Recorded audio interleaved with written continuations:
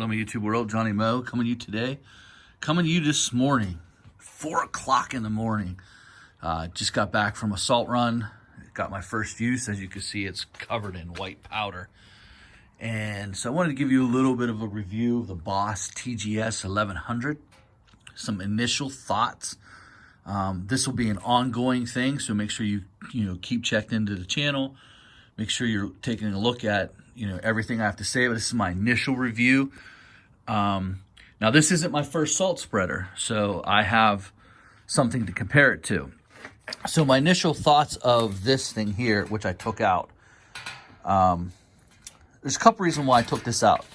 So the benefit of this screen was it had a bag breaker on it, but as you can see, it's high up, so I have to lift it above my head, slam it down, and then try to get it.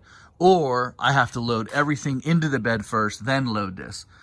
I'm not going to do 2 steps. It's just stupid for me to do it. So I just keep a bag cutter right here. I cut the bags and load it.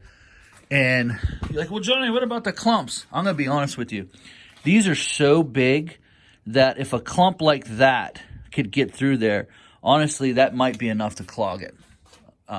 So you're clogged any way you look at it. So I'm not really thrilled with that. That did not work like I thought it would work.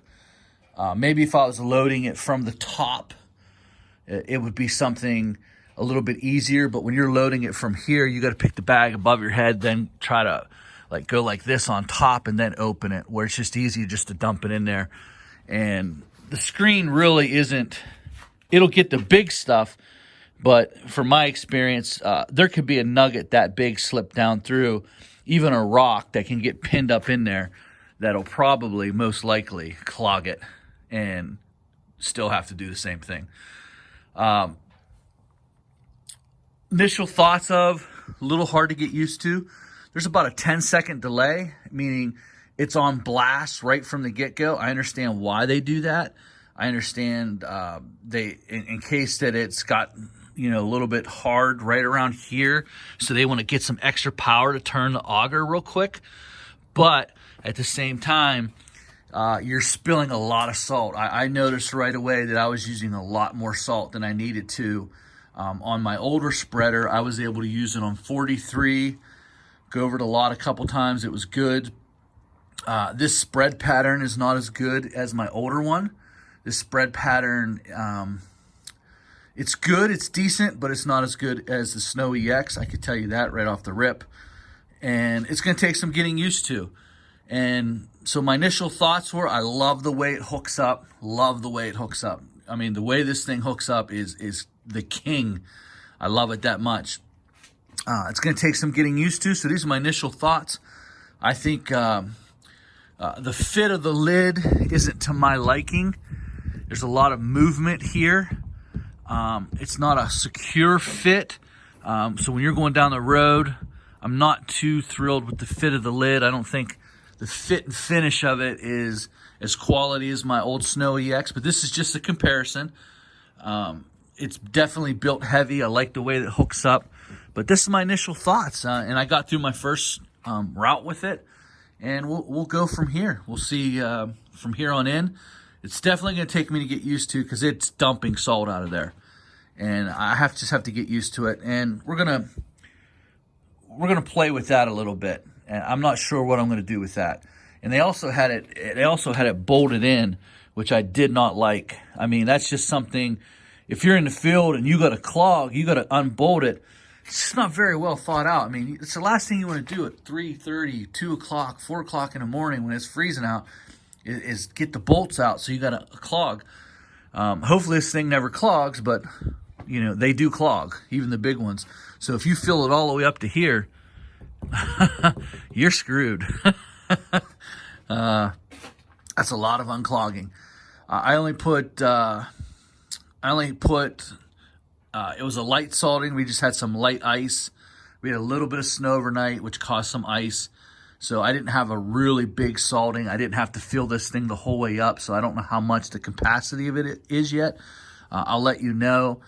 I forget what the capacity, I think it's between 600 and 800. If I can get 800 pounds in there, that would be awesome. I think it's closer to 600 or 700.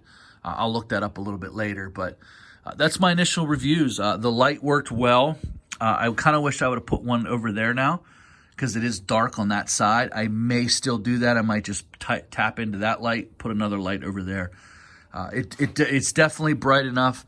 I'm glad of the location of it. I'm glad that I put it on there. My old ones were on my spreader. I used to connect them right here like this. I'd bolt them into here and I'd face them down.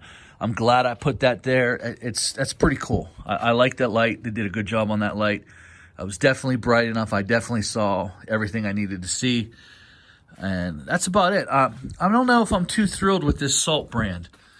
I got a good deal on it, but there's a lot of powder in here. And there's a lot of brine in here. I'm not too thrilled with it. This is bagged salt. This should be able to flow through easily.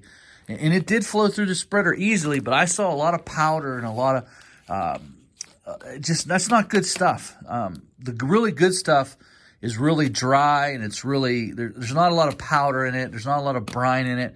This reminds me of bulk salt a little bit. I think if there was any little bit of moisture in there, I think it would cake up a little bit, and I would need to use my vibrator. I did not have to use my vibrator today. So that's the update on the Boss TGS 1100. It's my first time out with it. It's my first time, well, not my first time using this salt, but using it in the spreader. It did spread well. It did come out well, and I have to go spray it off here. But it's time to get the kiddos up here in a couple hours and get them off to school. So that's my time. That's my initial review of the Boss TGS 1100. You're going to go with me on this journey that we're going to take with this spreader. And as with anything, I'm going to keep giving you updates. Just like I have a video coming out here. I'm giving you an update on the RedMax 8550. So you're going to get an update. So every week you're going to get an update. And I'm going to tell you how I'm feeling at the time. That does not mean that it will not change down the road. I might come out and say, man, I really love this spreader. This thing it cats me out. We will see. So, all right, guys, that's my time. Have a good one.